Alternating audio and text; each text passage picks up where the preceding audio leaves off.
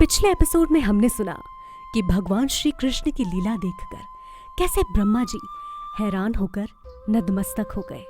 उन्होंने अपने वाहन हंस से उतरकर भगवान की स्तुति करना शुरू किया। इस स्तुति में हमें कृष्ण के बारे में कई जानकारियां मिलती हैं। ब्रह्मा जी ने कहा, हे प्रभु, लोग मुझे समस्त वैदिक ज्ञान का स्वामी कहते हैं।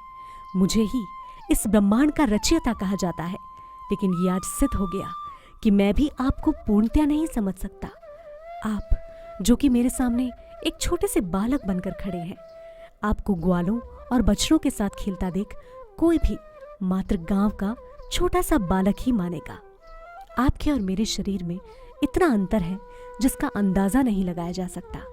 जैसा कि मैं ब्रह्म संहिता में पहले भी कह चुका हूं कि आपका शरीर भौतिक नहीं है। ब्रह्म संहिता से पता चलता है कि भगवान के शरीर का कोई भी अंग किसी भी दूसरे अंग की तरह काम कर सकता है। जैसे कि आंखें खा सकती हैं, मुंह लिख सकता है और पैरों से सुना जा सकता है।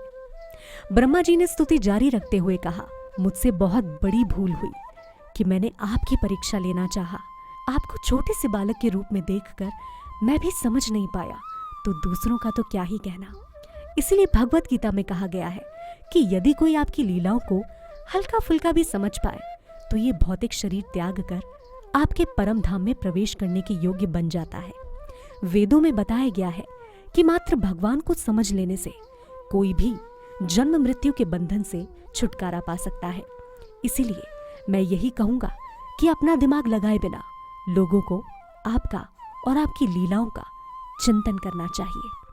आपको समझने का सबसे आसान तरीका है कि ज्यादा सोचा विचारी किए बगैर विनम्र भाव से आपके बारे में सुना जाए, या तो स्वयं आपसे, या जो आपने वाक्य भगवत गीता में बताए हैं उनसे, वेदों से, या आपके सच्चे सिद्ध भक्त से।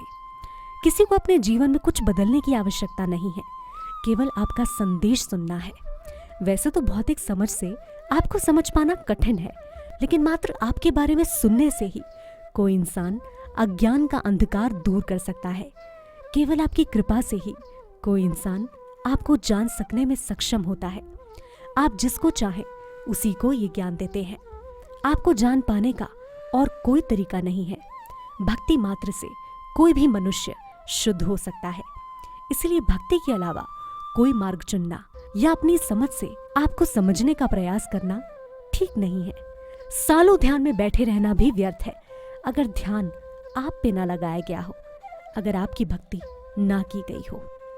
पहले भी देखा गया है कि कई साधु संत सालों तपस्या करके भी कुछ नहीं पाते थे, जो कि मात्र आपकी भक्ति से पा लेते थे।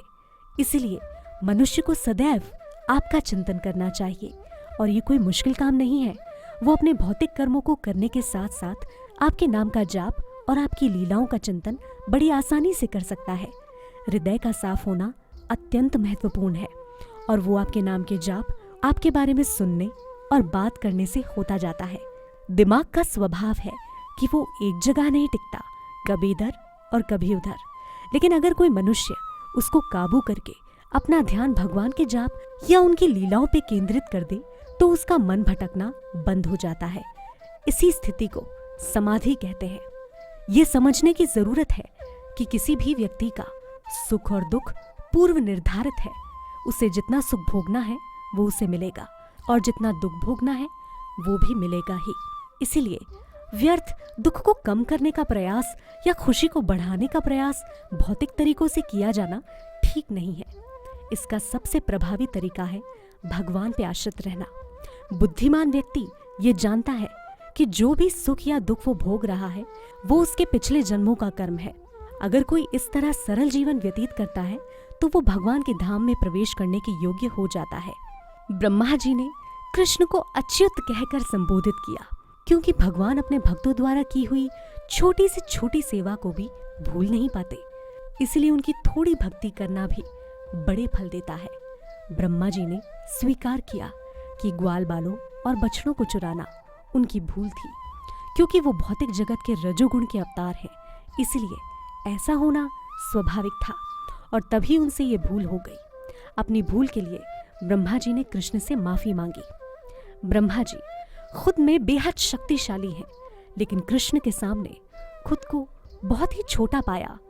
पूरी तरह कृष्ण को समझ पाना ब्रह्मा जी के लिए भी आसान नहीं होता, लेकिन इस घटना के बाद ब्रह्मा जी खुद भी अपने आप को भगवान की स्तुति करने से रोक नहीं पाए।